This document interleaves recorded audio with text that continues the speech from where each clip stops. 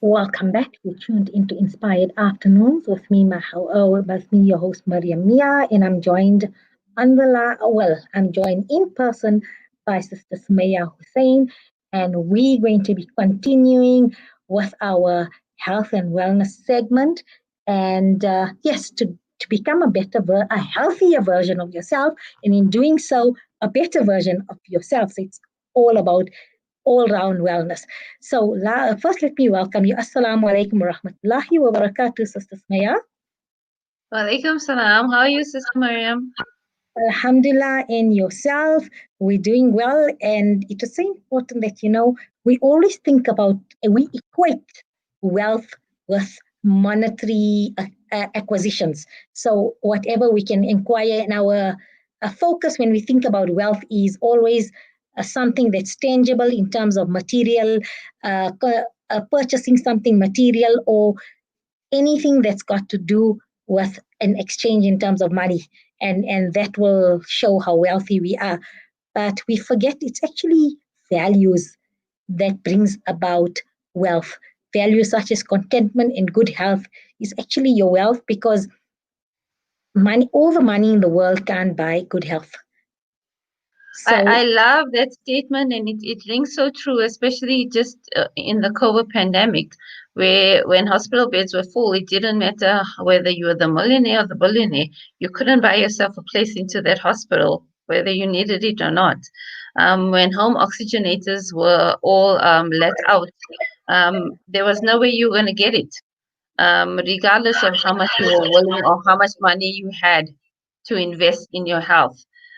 So it comes back to me always purporting that preventive healthcare is the best way to approach your health. I wish I could go into my kitchen, Sister Mariam, because I have a little plaque there that stays there on my wall. It says, "Health is your best wealth." Absolutely. And I have it there in my kitchen. And I love what you said. It's preventative healthcare that's your best wealth, because we all invest in medical aid, and that is after the effect.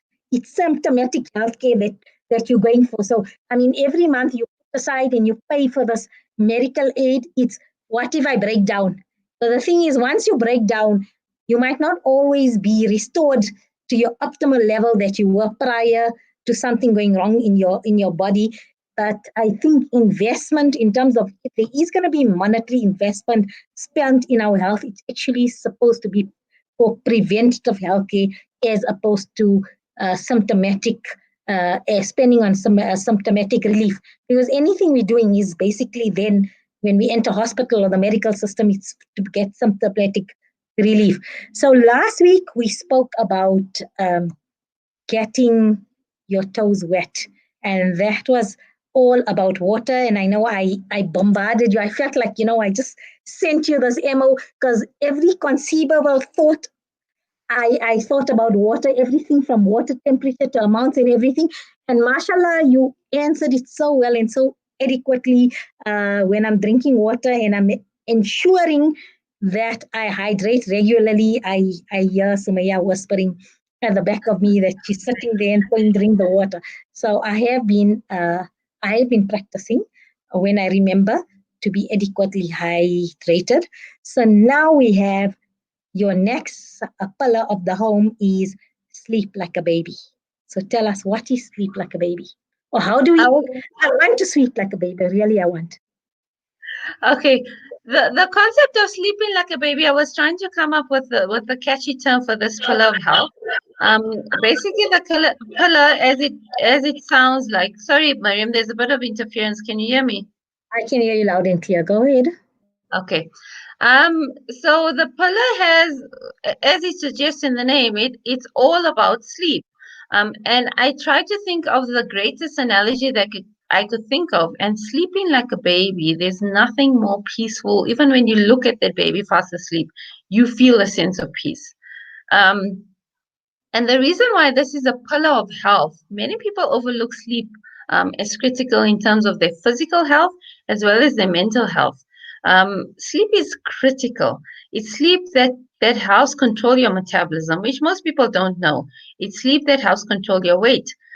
Just one night of sleep deprivation will result in your blood sugar levels the next day resembling that of a diabetic. Your ghrelin hormone levels increase on sleep deprivation. Ghrelin, I equate to, you can use the term gremlin, so you can remember it correctly. That's your hunger hormone. That's the hormone that drives you to eat. So one night of sleep deprivation, and you're going to have a surge of ghrelin hormone running around through your body. Your leptin hormone is turned down. It's down regulated. And that's the hormone that tells you that you are feeling full. You don't need any more food. So even when you have the meal, if you sleep deprived, even when you have the meal, that hormone is not doing exactly what it needs to do to tell your brain that, hey, you know what, I've had enough. So you have all these imbalances that drive you towards making unhealthy choices. Another great factor, Miriam, and you'll resonate with this, is because you're an educator, is if you don't sleep well, you don't learn well. Sleep is the time when our learning and our memory is established and founded. Those neural pathways get established during our sleep. It's during our sleep that we detox um, physically and mentally of everything that's within us, all the stimuli that we've taken in during the day. You must know, in this day and age that we live in, we are being bombarded constantly by mental stimuli as well as physical stimuli. So whatever is not necessary for you, your body during sleep, it filters it out and it detoxes your body, it detoxes your mind. Sleep has also been associated with an increase in your immune function. Speaking of the current pandemic, and speaking of getting or avoiding hospital visits, chronic lack of sleep is linked to a decreased immune functionality. There's research studies that link sleep deprivation or poor quality sleep to an increased risk of obesity and diabetes. So in histories taken on diabetic individuals and obese individuals, you'll find that normally one of the predisposing factors was that they were struggling to have adequate sleep. 7 to 8 hours of sleep per night is recommended. The risk of obesity increases. If you have just 6 hours of sleep, the risk of obesity increases up to 23%. 50% increase with just 5 hours per night, and 73% with 4 hours per night. So you're setting yourself up for failure if you don't guard your sleep. I call it guard your sleep. You need to implement a good sleep hygiene routine, and you need to guard that routine. Sleep hygiene. You come up with such lovely terminology. You're not a pharmacy major, you're an English major, because you come up with such lovely terms of sleep hygiene. Because you know what? Of late, I find, I don't know if it's now, when you're speaking now, I'm thinking maybe it's related to my diet, because even if I don't get tired anymore to want to sleep. So I can stay up until 11:30. Then I force myself to go to bed. And then when I read, I find that is my catalyst to get a bit drowsy. So I need to read something, and then I have to make myself sleep. But then sometimes I find it difficult to switch off, because even when I close my eyes, I still have so many thoughts that come to my mind, and then I literally try and count sheep to see if it works. And because, so that's what probably I have an unhygienic sleep. And so I'm in awe of people who get tired, literally they can, like my spouse, he can fall asleep on the couch if he's driving and he's not driving a car. He can have a good sleep. And really, I'm in admiration for somebody who can just sleep like a baby and not even dream, because I have vivid dreams and I can remember them. But I'm envious of people who can have, that baby sleep or that dead sleep that you wake up and you can't even remember recall a dream as well. And I battle to fall asleep, and like you say, sleep deprivation leads to all kind of health issues. So how do we develop a healthy sleep hygiene? And I'm sure it emanates from your diet. There is definitely a dietary component. So in terms of your dietary component, you obviously don't want to take anything that's stimulating later during the day. In terms of caffeine drinks, such as your coffee, your tea drinks, you would ideally cut them off by 12 o'clock. When I say 12 o'clock, I mean 12 in the afternoon. Sorry, Mariam, you muted. I don't. Oh, there we go. Okay. There we go. Okay.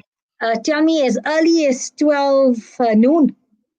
Yes, so studies suggest because the half-life of caffeine is that long, you should ideally take your last cup of coffee or last mug of tea at around that time. And most people are unaware of this completely. Besides that, there are certain foods that are conducive to increasing your levels of melatonin. Melatonin is the queen of the night. I call it the queen of the night. That's the hormone that allows you to sleep. That's the hormone that's going to get you to that deep, peaceful, restful place.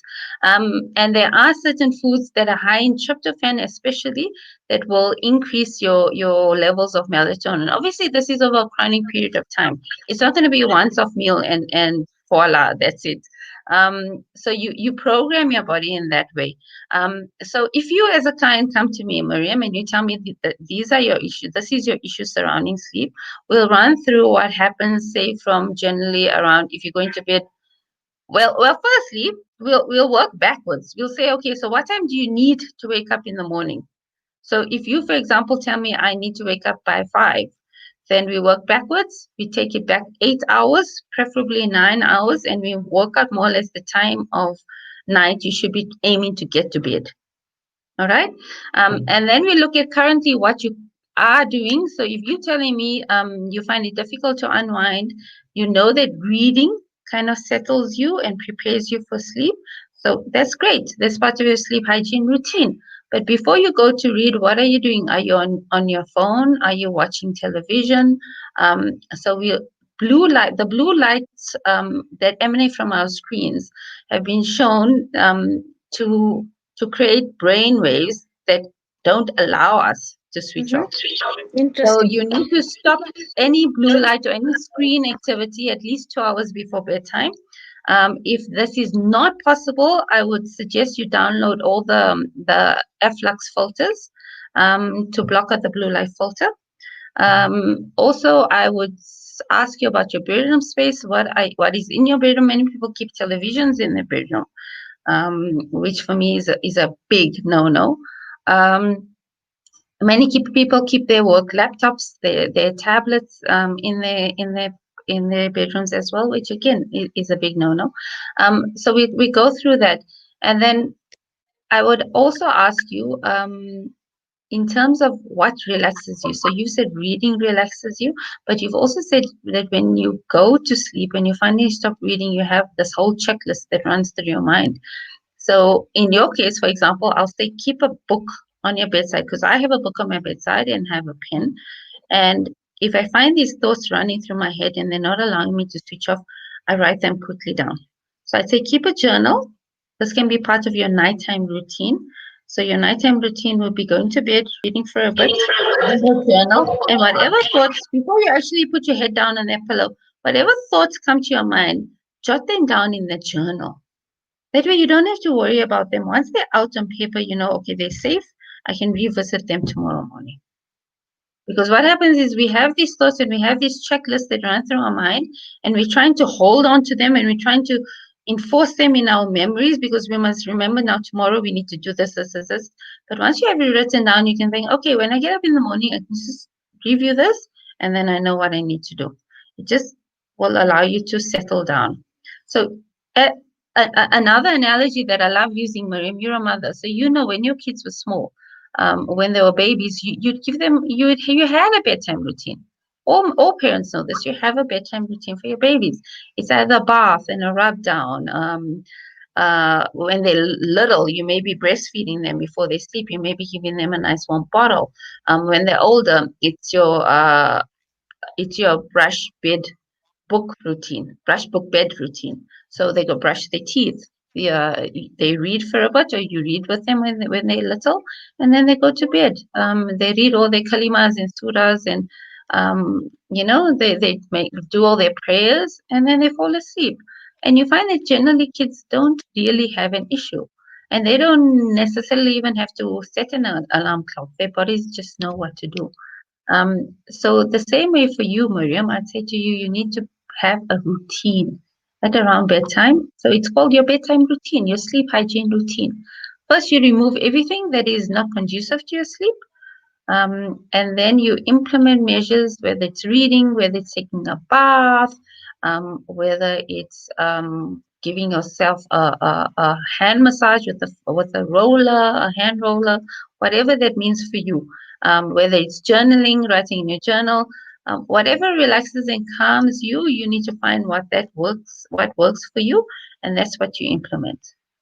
I hope that makes sense. It does. It does. And I think for many listeners out there who find it difficult to switch off even while in bed, and you sort of have to will yourself and force yourself to get sleep. And I found myself, like I say now, I you become envious of even my partner, my spouse.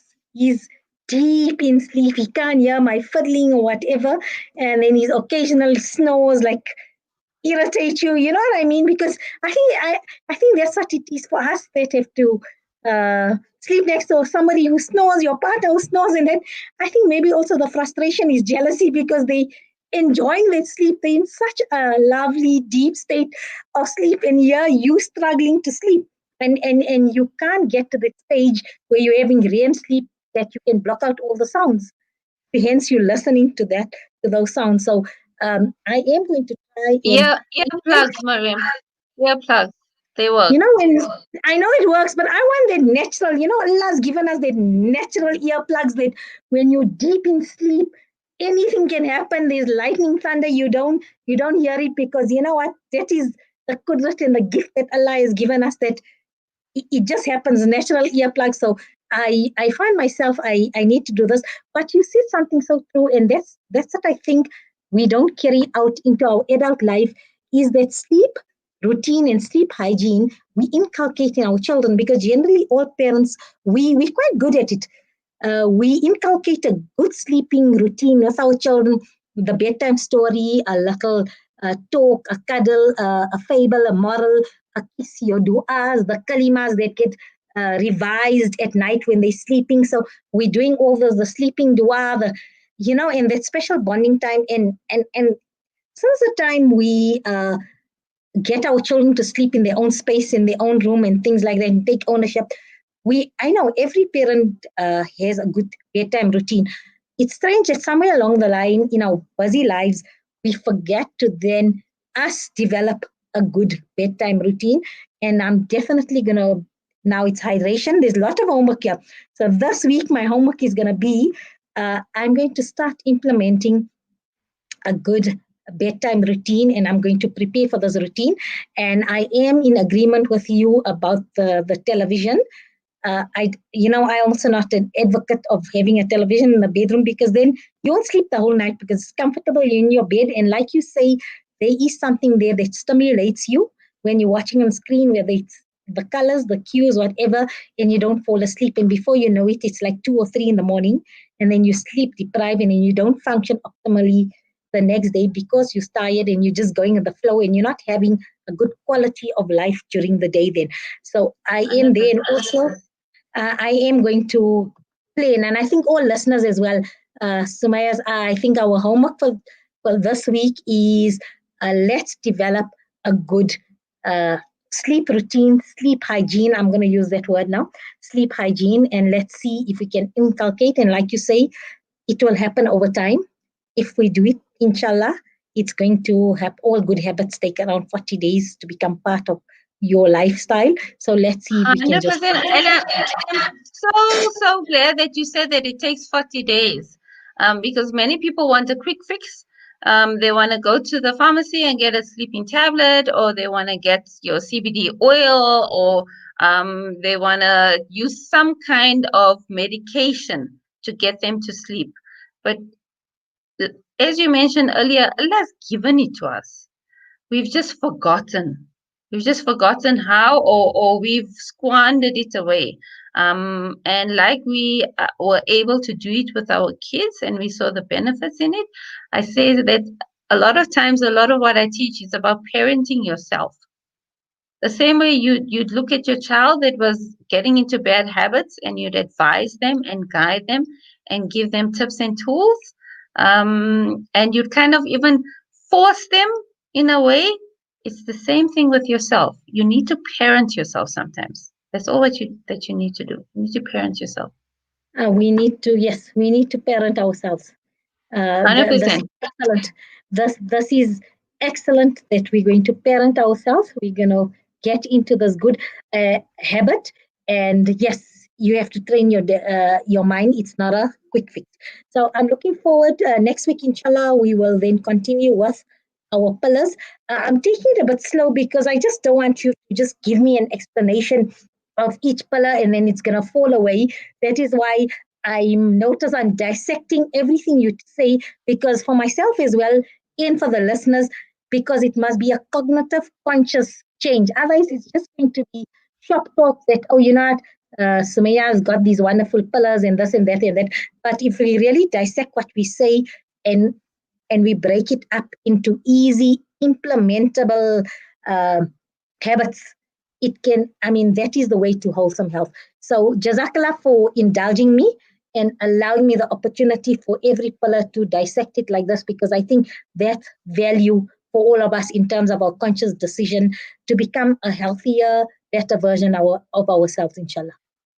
I'm so glad that you're taking this approach, because I think most of the health plans out there are one size fit all, and they're the standard thing, and they're protocol and they're prescription kind of style, and it doesn't work like that. And it's when people really understand the science and the biology and the electrochemistry behind all of it, that's when it starts to make sense. Like they say, you're an educator. Knowledge is power.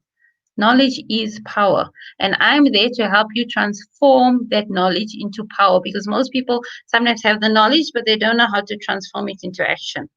So that's my job. And before you go, I have to tell you, when you're going to sleep, please remember to take that water bottle with you. It needs to go on your bedside as well. So next to your journal, next to your book with your pen, you're going to have your water bottle. So if you wake up at any time, you can have a few sips. And when you wake up first thing in the morning, you're going to drink that water bottle before you get out of that bed. Inshallah, lots of homework here. And like you say, knowledge is power. And once you take that knowledge and you apply it, then you're empowering yourself. So basically, it's not only about having the knowledge that is empowering, but then it's how you use that knowledge to empower yourself that's going to make the difference in life. So Jazakallah so much. Until next week, Monday, I've got a lot of homework to do, and we'll speak next week and give you an update. Assalamu alaikum wa rahmatullahi wa barakatuh. Wa alaikum salam. We're going to go for a short break, and then it's our hashtag kindness and compassion segment.